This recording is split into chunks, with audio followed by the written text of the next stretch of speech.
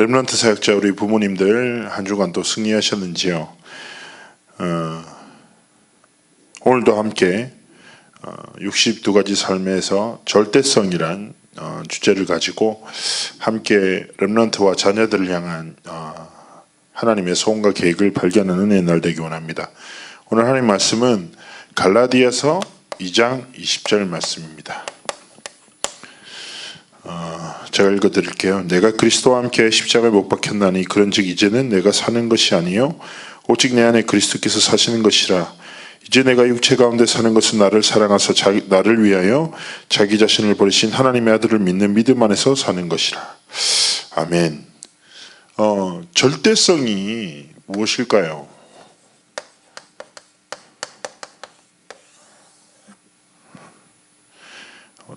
사전적 의미로는 아무런 조건이나 제약 없고 비교거나 상대할 만한 그 어떤 것도 없다 라는 거죠.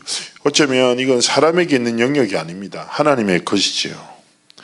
하나님은 절대성의 복음을 우리의 삶에 허락하셨습니다.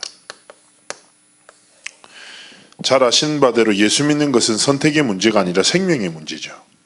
제가 후대들에게 항상 가르칠 때마다 사역할 때마다 이렇게 얘기합니다. 예수 믿는 거는 믿으면 좋고 안 믿으면 안 좋고의 선택의 기호의 문제가 아니라고, 생명이라고. 하나님이 주신 복음은 절대적인 생명이라고 항상 얘기합니다. 그렇기 때문에 우리가 지금 혼란의 때, 코로나 때문에 얼마나 그렇습니까? 삶의 형태도 바뀌고 많은 이제 변화들이 오고 있죠. 이번 주간에 이제 오랜만에 우리 교사들 몇 분 만나서 이렇게 사역을 하는데 되게 진실한 포럼을 해주셨어요. 무슨 얘기였냐면 처음에 이제 모이지 않으니까 몇 주 동안 교회 가지 못하는 게 되게 답답하고 힘이 들었다고. 그런데 어느 순간부터 이게 편안해지기 시작하더라고. 그렇죠. 자기만의 공간에서 편안하게 예배드리고 그 익숙함이 또 삶의 형태가 되다 보니까 어느 순간에 교회 가는 게 어려워진다 마음으로 그런 포럼을 하더라고요. 그러나 우리 사역자분들 또 우리 렘넌트 사역자 또 부모님들은 꼭 가슴에 담으셔야 됩니다. 우리의 생활 방식과 삶의 방향은요 시대의 흐름을 따라 형성되는 것이 아닙니다. 우리는 언제나 성경, 하나님의 말씀, 하나님의 언약이 우리의 영적인 기준뿐 아니라 삶과 어떤 모든 선택의 기준이 되어야 됩니다. 하나님이 우리의 삶에 복음 중심, 예배 중심, 교회 중심, 하나님 중심으로 삶의 여정을 걸어가기 원하시는 거죠. 흔들리지 마십시오. 그런 불신앙이 올 때마다 진짜 믿음의 선포, 믿음의 고백하고 하나님이 원하시는 자리에, 이번 주 2부 말씀이잖아요. 하나님이 원하시는 헌신, 하나님이 원하시는 자리에 여러분의 삶을 내던지십시오.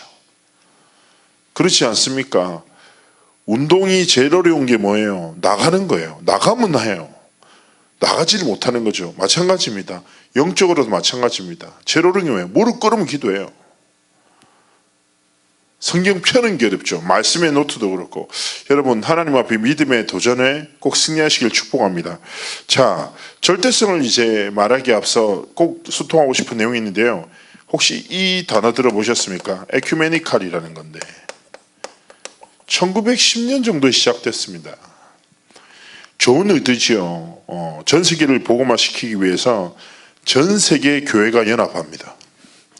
야, 교단 교리 같은 거 좀 넘어서서 성경이라는 절대 기준 앞에 전 세계 교회가 하나 되자. 니께 맞나 내게 맞냐 아니라 성경이 맞지 않냐 전부 다 연합하여 하나님이 주신 지상명령 세계복음화 이루자라고 시작합니다. 세계교회협의회 시작점에 이 방향됐어요. 당대 세계복음화, 이 세대 세계복음화 이루기 위해서 전 교회가 연합하자. 좋은 취지에서 시작됐단 말이에요. 그런데 분명히 시작은 세계교회협의였어요. 근데 시간이 흐르면서 어떻게 됩니까? 세계 종교 통합이 되는 거예요. 운동으로 타락하고 변질해 버리는 거죠. 에큐메니컬 운동에서 말하는 게 뭐냐? 진리가 있는데 절대는 없다는 거예요. 즉 말해서 에큐메니컬 운동의 사상에 영향을 받은 영국, 유럽 같은 경우에는 어떻냐? 이렇습니다. 제가 만약에 여러분한테 복음을 전하죠. 그럼 그 사람이 이렇게 얘기합니다. 야, 네 진리 참 멋있네, 좋네, 맞다. 예수님이 그리스도다. 좋다, 좋다. 자, 내가 네 진리를 들었으니까 이제 내가 내 진리를 네한테 얘기해 줄게. 무슨 말씀인지 감이 오십니까? 사단이 영적으로 흙탕물을 만들어 놓은 거짓말입니다. 모든 종교가 진리다. 결국 끝을 목적은 똑같다. 방법이 다를 뿐이지. 산을 오를 때 지름길도 있고 돌아갈 수도 있고 낙하산을 타고 내려올 수 있지 않냐. 결국 목적은 뭐냐? 정상에 올라가는 거 아니냐.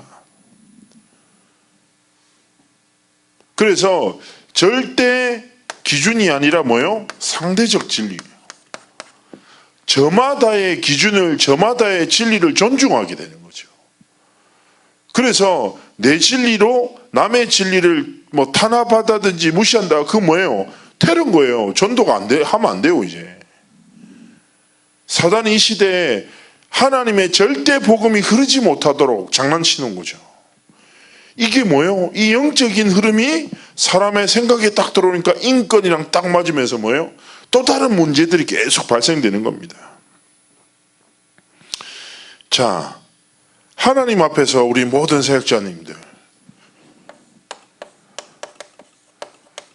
하나님이 주신 절대 진리, 창조 원리가 뭡니까? 하나님 떠나면 살 수 없어요, 인생은. 물고기는 물을, 나무는 땅을 떠나면 살 수 없어요. 마찬가지로 인간은 하나님과 함께할 때 행복한데 창세기 3장의 완전한 저주로 인해 하나님 떠나버린 거죠. 많은 렘넌트들이 잘못해버리면 이런 보이지 않는 시대의 사상과 영적 흐름에 딱 속아서 뭐예요? 내가 어릴 때부터 복음 듣고 자라긴 했는데 이 사람은 이 얘기하고 저 사람은 저 얘기하는데 나도 수많은 진리 중에 하나를 아는 것 아닐까? 아니요. 하나님이 주신 절대 진리 뭡니까? 하나님을 떠난 인생이 하나님 만날 수 없어요. 그래서 하나님께서 하나님을 만나기 위해서 절대 진리 대신 사도행전 1장 1절에 그리스도의 복음을 우리에게 주신 거죠. 그래서 우리 사역자님들, 부모님들 부탁드립니다. 자녀들 많이 사랑해 주시고 렘넌트들 많이 사랑하고 축복해 주세요. 최고의 축복이 뭡니까? 선명한 하나님의 진리를 명확하게 전달하는 거예요. 제가 렘넌트들한테 이렇게 가르칩니다. 야, 다 양보해라. 그러나 목숨에 위협이 오더라도 진리는 양보하지 마라.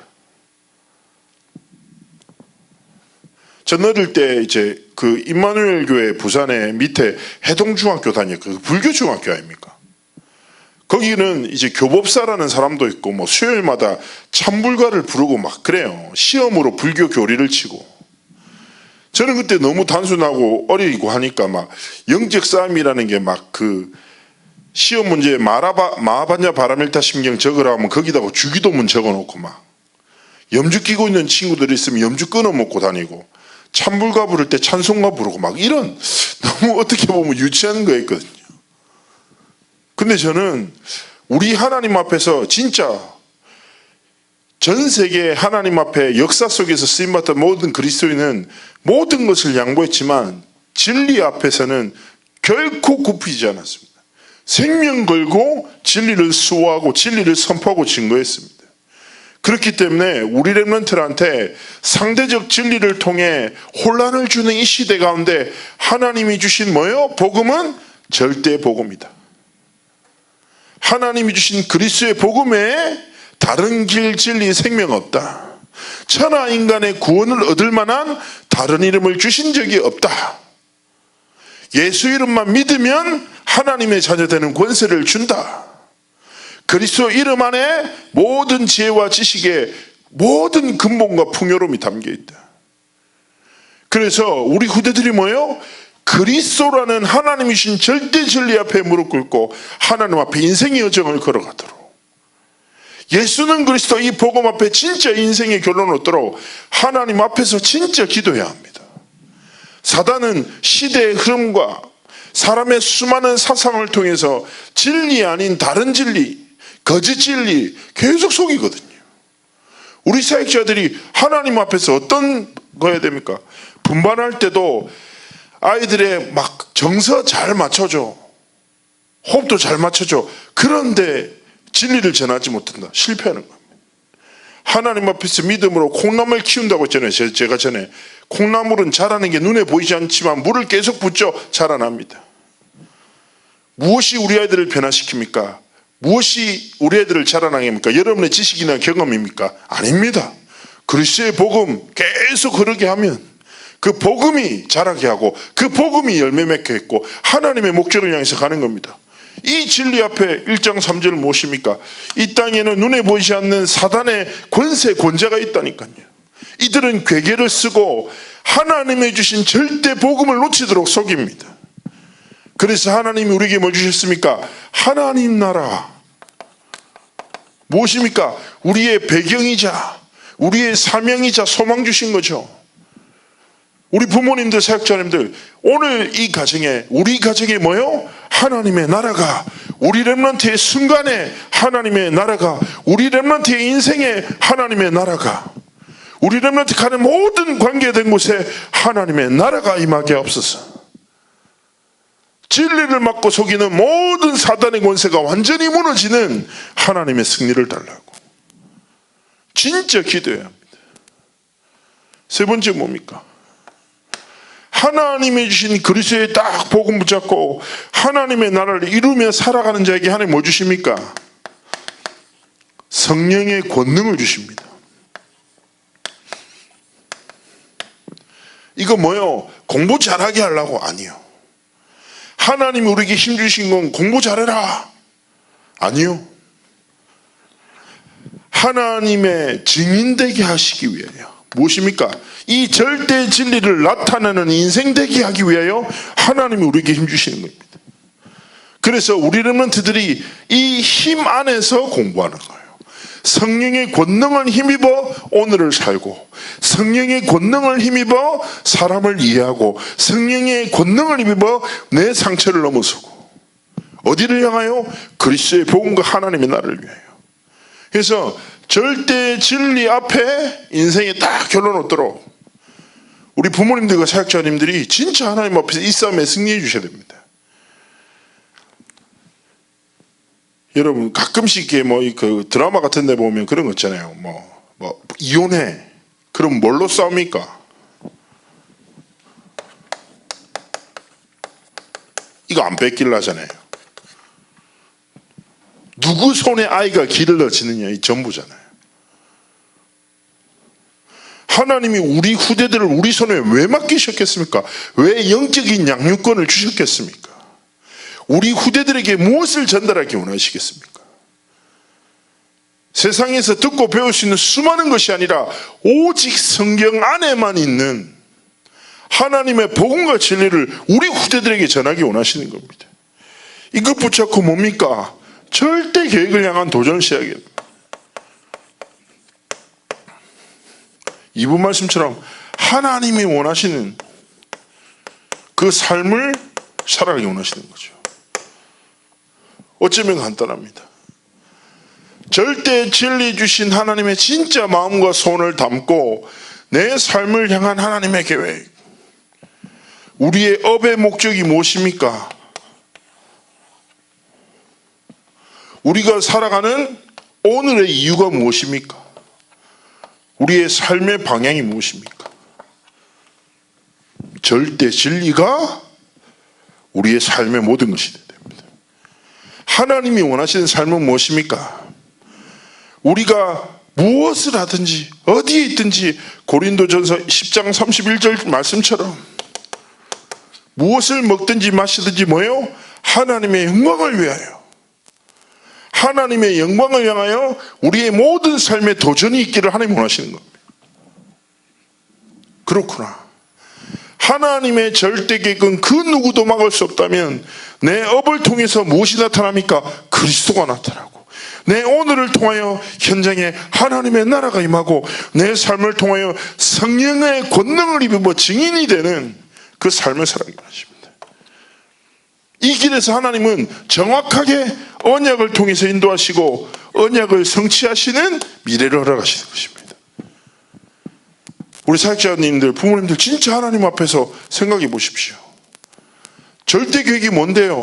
우리의 모든 삶을 통해 절대 진리가 나타나는 삶, 전달되는 삶을 하나님 앞에 살아가기 원하시는 겁니다. 이것 가지고 뭐예요? 하나님이 원하시는 한 사람으로, 하나님이 원하시는 한 사람이 누굽니까? 한번 생각해 보십시오. 바로 전도 선교에 방향 맞추고 렘넌트 운동을 소망하며 이거 딱 두고 뭐합니까? 하나님 주신 치유와 서밋과 237, 이 하나님의 역사를 소원하는 한 사람.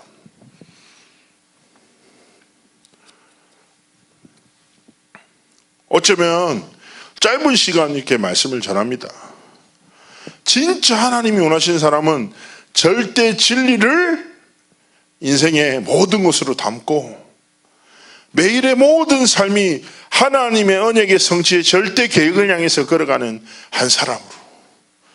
그러면 전도 선교가 머리로 이해되는 거 아니라, 제가 말씀드리잖아요. 전도는 뭡니까? 하나님의 마음으로 내게 주어진 만남을 바라보는 겁니다. 영혼을 향한 하나님의 마음을 느낄 때 시작된 게 전도거든요. 선교는 뭡니까? 237 나라를 향한 하나님의 마음을 깨달을 때 우리의 삶은 선교에 방향 맞춰져 살아가는 것입니다. 렘넌트 운동은 뭡니까? 다음 세대를 향한 하나님의 손과 마음을 깨닫는 겁니다.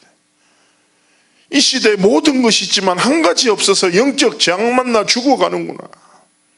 사단은 이 시대에도 모든 것을 이용해서 우리 다음 세대에게 언약이 전달되지 못하도록 속이는구나. 문화를 통해서, 상처를 통해서, 환경을 통하여 모든 것을 통해서 속이구나. 이 하나님의 마음과 손 보십시오. 우리의 삶은 뭐예요?